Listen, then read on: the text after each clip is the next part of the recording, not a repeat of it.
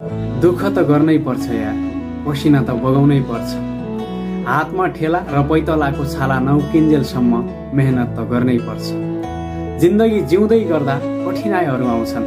समय र परिस्थिति सँगसँगै बाध्यता र आवश्यकताहरू पनि आउँछन्। बेला बेलामा जिन्दगीले रुवाइरहन्छ, दुःख दिइरहन्छ। भनिन्छ नि, आँखाबाट आँसु नबगाएसम्म प्याज त काटिँदैन भने। यो त एउटा जिन्दगी हो। बेला बेलामा दुःख नपाएसम्म, कठिनाइ नझेलेसम्म, बाध्यता र आवश्यकताको सामना नगरेसम्म यति सजिलै जिन्दगी कसरी कट्न सक्छ? भोलि सफलता पाउनु छ भने त्यो सफलताका लागि आज परित्याग त गर्नै पर्छ। सफलता त्यति सजिलै र कठिनाइ नभोगेसम्म कसैलाई पनि मिलेको छैन।